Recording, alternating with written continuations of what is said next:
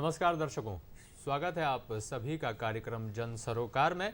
दूरदर्शन मध्य प्रदेश का ये विशेष कार्यक्रम है जिसमें हम उन सारे विषयों पर चर्चा करने की कोशिश करते हैं, प्रयास करते हैं जो जनता के सरोकारों से सीधा सरोकार या जनता के विषयों से सीधा सरोकार रखते हो। तो ऐसे ही एक विषय पर आज भी हम चर्चा करेंगे और आपको बताएंगे कि देश में जो तकनीकी परिवर्तन हमने पिछले कुछ दशकों में या फिर यूं कहें कि पिछले कुछ वर्षों में देखा, विशेष रूप से कोविड महामारी के बाद जो हमने परिवर्तन देखा, उसकी आधारशिला दरअसल कई वर्षों पहले देश में रखी जा चुकी थी। और उसके पीछे जिस संस्था का सबसे ज़्यादा योगदान रहा, या यूं कहें कि केंद्र बिंदु में जो संस्था थी जिसने उस सारे ढांचे को तैयार करके हमें दिया और हमारे लिए वो सारी चीज़ें उपलब्ध बनाई जिन्हें हम ऑनलाइन उपलब्धता की बात करते हैं, वो देश में कैसे काम करती है वो संस्था एनआईसी, नेशनल इन्फॉर्मेशन काउंसिल कैसे काम करती है, नेशनल इन्फॉर्मेशन सेंटर कैसे काम करता है, इस पर हम बात करेंगे और जानेंगे कि वर्तमान में ये सब क्या चल रहा है, एनआईसी क्या काम कर रही है और क्या कुछ आने वाले समय में प्रोजेक्ट्स हैं जो देश को ऑनलाइन और इनलाइन से हटकर और ज़्यादा सुगम सुविधाएं देने का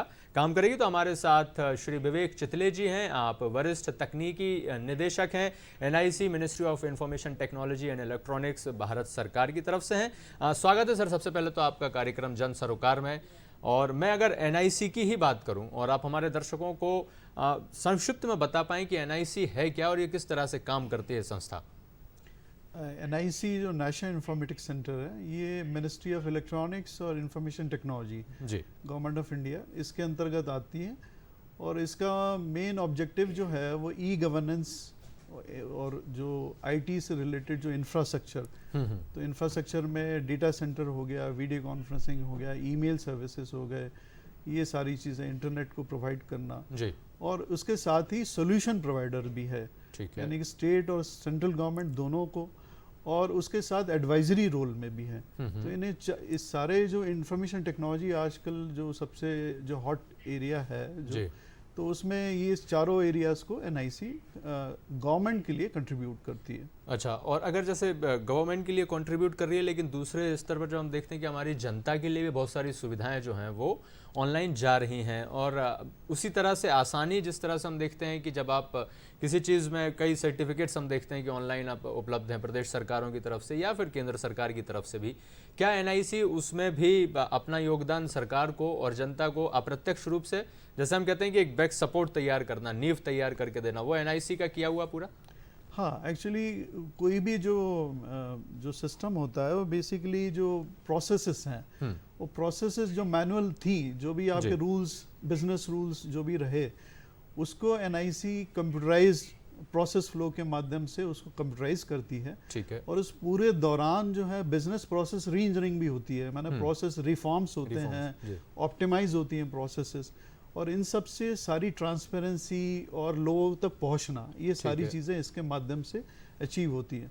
तो जैसे आपने पूछा सर्टिफिकेट्स और तमाम सारे सिटीजन सेंट्रिक भी ये इसके माध्यम से काफ़ी उनको फ़ायदा मिल रहा है। और वो सिटीजन सेंट्रिक जितनी भी एप्लीकेशंस हैं, जैसे आप यदि बात करें तो स्कॉलरशिप हो गया, एजुकेशन हो गया, या ट्रांसपोर्ट का परिवहन हो गया, तमाम सारी हॉस्पिटल्स हो गए, तो सभी में इन सब टेक्नोलॉजी का काफ़ी उपयोग हो रहा है। अच्छा, अब जैसे अभी वर्तमान में हम देखते हैं कि प्रधानमंत्री योजनाओं से संबंधित जो एक पूरा कार्यक्रम ढांचा तैयार किया गया, उसे मूल रूप से प्रयास ये किया गया कि ऑनलाइन लेकर जाया जाए। जैसे हम प्रधानमंत्री कौशल विकास योजना की बात कर लें, या प्रधानमंत्री ग्राम सड़क योजना की बात कर लें, या रोजगार योजना की बात कर लें, एक चीज़ हम लोग देख रहे हैं कि प्रधानमंत्री ग्राम सड़क योजना में भी एनआईसी की महत्वपूर्ण भूमिका दिखाई देती है। तो क्या है ये, पहले तो प्रधानमंत्री ग्राम सड़क योजना क्या है और उसमें एनआईसी का क्या योगदान है? प्रधानमंत्री ग्राम सड़क योजना एक बहुत ही एम्बिशियस फ्लैगशिप स्कीम रही भारत सरकार की, जिसका लॉन्चिंग 25 दिसंबर 2000 में किया गया। और इसका ऑब्जेक्टिव ये था कि सभी गांवों को, जो भी अलग अलग पॉपुलेशन, 1000 पॉपुलेशन के, 500 पॉपुलेशन के, उन सारे गांवों को 12मासी सड़कों से जोड़ा जाए। ठीक है। उसके पीछे मकसद ये था कि भाई गांव में जो भी लोग रहते हैं उनको गांव के बाहर निकलने के माध्यम जो है, चाहे वो स्कूल जाना हो या हॉस्पिटल जाना हो, या फिर जो भी उन्होंने अपने जो उनके खेत हैं उसमें जो भी उन्होंने पैदावार की है उसको मंडी तक ले जाने के लिए एक ही माध्यम है कि सड़कों। जी। तो सड़कों का जाल जो है वो बहुत ही ज़रूरी था, तो इसके लिए प्रधानमंत्री ग्राम सड़क योजना का एक्चुअली शुभारंभ हुआ क्रियान्वयन था। और जी। शुरुआत हुई 2000 में। अब उसमें जब धीरे धीरे, जब आज की डेट में करीब 6,48,000 लाख किलोमीटर्स का निर्माण हो चुका है, और ये शायद विश्व की सबसे बड़ा नेटवर्क जो है रूरल रोड्स के माध्यम से क्रिएट हुआ है। अब क्रिएट होने के बाद सबसे बड़ी समस्या ये थी कि उसको मेंटेन कैसे किया जाए, क्योंकि ठीक है। सड़कें जो हैं उसमें निश्चित तौर पे ट्रैफिक रहता है, और बरसात के कारण उसके पे सॉइल और उसका जो सरफेस है वो इरोड होता चला जाता है, खराब होता है, डिटोरिएट होता है। जी। तो सरकार की मंशा थी कि भी ये कंटिन्यूसली मेंटेन भी हो। ठीक है। तो इसके लिए फिर एनआईसी ने ई मार्क के माध्यम से एक बहुत बड़ा सॉफ्टवेयर डेवलप किया, जिसका electronic maintenance of rural roads under PMGSY. अच्छा। तो इसको ई मार्क को एनआईसी ने इसको क्रिएट किया। ठीक है। और अगर जैसे हम मध्य प्रदेश की बात करें तो मध्य प्रदेश में ई मार्ग को लेकर या फिर प्रधानमंत्री ग्राम सड़क योजना को लेकर कई बार हम अखबारों में पढ़ते हैं और टीवी पर हम लोग लगातार देख रहे हैं कि एक बड़ी उपलब्धि मध्य प्रदेश ने पिछले कुछ वर्षों में उपलब्धि की है। तो वो उपलब्धि क्या है, अगर आप हमारी दर्शकों को बता पाएं, और कैसे उस पूरी योजना का क्रियान्वयन मध्य प्रदेश सरकार द्वारा और आप लोगों के सभी जो अधिकारी हैं उनके द्वारा किया गया, इसके बारे में अगर आप बताना चाहें तो। हाँ, ये मेरे को बड़ा हर्ष होता है इस बात को बताते हुए। ये एक्चुअली मध्य प्रदेश की उपलब्धि है जी। क्योंकि ई मार्ग का पूरा जो डेवलपमेंट है वो एनआईसी मध्य प्रदेश की टीम ने किया। अच्छा। और उसको डेवलप करने के बाद जब इसके पायलट लेवल पे जब लॉन्चिंग की और उसको भारत सरकार के ग्रामीण विकास मंत्रालय ने उसको रिव्यू किया, और उसके बाद उन्होंने डिसीजन लिया कि इसको पूरे देश भर में इसको लागू किया जाए। ठीक है। तो 2019 में इसकी लॉन्चिंग हुई, जब सबसे पहले लॉन्चिंग इसको चेन्नई में हमने शुरुआत की, और आज की 2 साल में हमने पूरे देश भर के पूरे 30 स्टेट्स यानी कि अंडमान निकोबार से लेके जम्मू कश्मीर और यहाँ अरुणाचल प्रदेश से लेके गुजरात, जिसमें मध्य प्रदेश शामिल है ही, तो इनका सारे 30 स्टेट्स इसमें आ चुके हैं और इस पर बड़ा सफल क्रियान्वयन हुआ। और इसमें फर्दर डिटेल्स में जो है वो ये है कि करीब देश भर के आज 15,000 के ऊपर जो हैं कॉन्ट्रैक्टर्स जो हैं वो ऑन बोर्ड हैं, और 737 प्रोजेक्ट इम्प्लीमेंटेशन यूनिट्स पे जो अलग अलग executive engineers, field engineers, superintendent engineers जो वहाँ पे तैनात हैं, वो जो करीब 737 जिलों में और 38 विभागों में आते हैं। मतलब इतना बड़ा स्केल है इसका। स्केल बना जी। तो ये कह सकते हैं कि जिले के नीचे ऑपरेट कर रहा है, माने सब डिस्ट्रिक्ट लेवल पे ऑपरेट कर रहा है।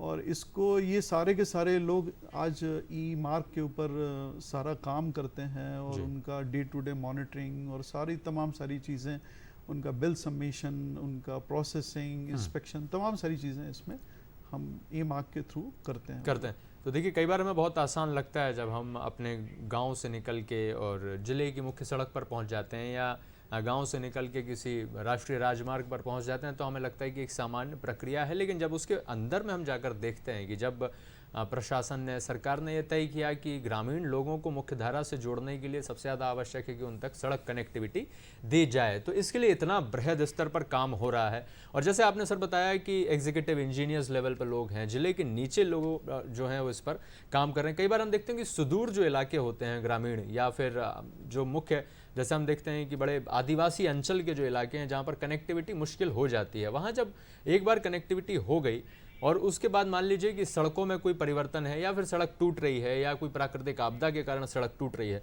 उसको आप किस तरह से देखते हैं कि जो अलग अलग संस्थान, जो आप 38 विभागों की बात कर रहे हैं, उसमें कैसे सुचारू रूप से उस क्रिया को आसान किया जा सकता है? या फिर कोई व्यक्ति अगर ये जानकारी देना चाहे कि मेरे ग्रामीण सड़क, जो अंचल की सड़क है या फिर उसका जो आदिवासी अंचल है उधर की जो सड़क है वो टूट रही है या डैमेज हो रही है, डिटेरिएट हो रही है, उसकी सिचुएशन, कंडीशन जो है वो कैसे सूचित कर सकता है आपको? हाँ, एक्चुअली ई मार्क जो है बेसिकली एक फ्यूजन ऑफ टेक्नोलॉजी है। इसमें सारी इमर्जिंग टेक्नोलॉजीज का उपयोग किया गया है, जिसमें open source, GIS, remote sensing, उसके बाद data analytics, digital signature, machine learning, तमाम सारी एंड्रॉयड डेवलपमेंट, मोबाइल डेवलपमेंट, इन सब का एक फ्यूजन, एक गुलदस्ता बनाया जिसको हम ई मार्क बोलते हैं, टेक्नोलॉजी सोल्यूशन है।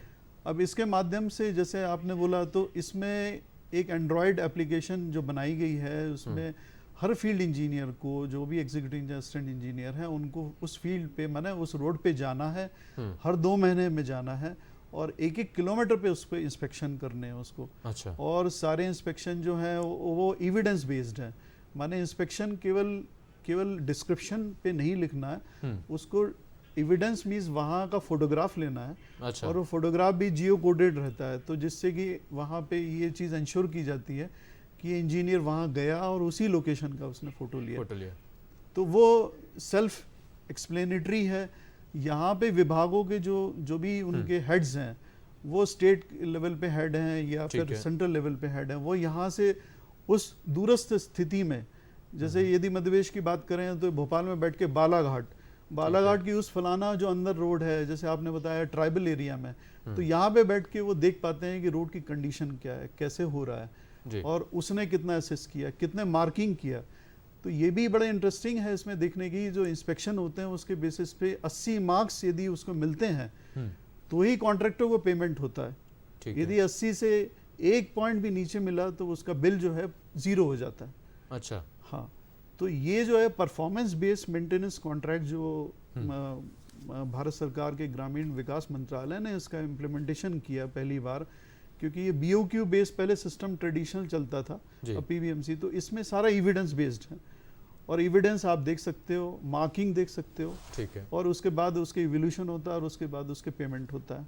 तो ये पूरी प्रोसेस इंश्योर करती है कि रोड की क्वालिटी और उसका परफॉर्मेंस पूरे 12 महीने बने रहे, और फार्मर्स या ग्रामीण या जो आदिवासी लोग हैं उस रोड का उपयोग तमाम तरीके से जैसे भी वो करना चाहें आराम से कर सकें। और जहाँ तक बात आपने बताई कि किसी को यदि उसमें समस्या है या उसका ग्रीवेंस है जो उसको नोटिफाई करना चाहता है और प्रॉपरली उस जगह तक पहुँचे, तो इसके लिए ऑलरेडी एक मेरी सड़क नाम से एक ऐप है, ठीक है, जो उपलब्ध है। कोई भी जो नागरिक है उसको डाउनलोड करके उस ऐप का उपयोग करते हुए अपने रोड की जो भी उसका ग्रीवेंस है, जो भी उसकी प्रॉब्लम है, वो उसमें नोटिफाई कर सकता है, ठीक है, और वो ऑटोमेटिकली वो उसके जो लोग हैं, जो भी संस्था है, उसके पास पहुंच जाता है और उसके बाद उनको उस पर एक्शन लेना है। ठीक है। अब जैसे सर ई मार्ग की आप बता रहे थे कि लगभग सभी उसमें शामिल हैं, और एक अम्ब्रेला जिस तरह से वो बनाया गया जिसमें GIS और मैपिंग और सारी चीज़ों को, रिमोट सेंसिंग को लेकर शामिल किया, क्या ये अब वर्तमान में जो आप बता रहे हैं कि 30 राज्यों में काम कर रही है, कैसे इसका विस्तार होता है और किस किस तरह से ये दूसरे प्रदेशों में जाकर, जैसे मध्य प्रदेश के जो अधिकारी हैं वही जाकर वहाँ पे उसको सुचारू रूप से काम कर रहे हैं, या फिर अब ये माना जाए कि मध्य प्रदेश सरकार की उपलब्धि अब केंद्र सरकार के पास चली गई और अब वो पूरा एक छाता जो है उसमें केंद्र सरकार भी शामिल हो गई? हाँ, ये मध्य प्रदेश तक सीमित नहीं है, यही मैंने पहले भी बताया कि ये पूरे 30 राज्यों में इम्प्लीमेंट हो चुका है, ठीक है, और ये करीब आज तक जो है करीब 1400 करोड़ के ऊपर का जो है कॉन्ट्रैक्टर्स को उनके अकाउंट में डायरेक्ट उनके पेमेंट्स किए गए हैं, ठीक है। तो ये पूरे देश भर में पूरे 30 प्रदेशों में लागू हो चुका है, और इसमें लगातार उसमें काफ़ी इम्प्रूवमेंट हो रहा है, और भी हम अभी DLP के ऊपर काम कर रहे हैं। अभी पोस्ट DLP एक अलग एक उनका कॉन्ट्रैक्ट होता है, उसके ऊपर अभी काम चालू है।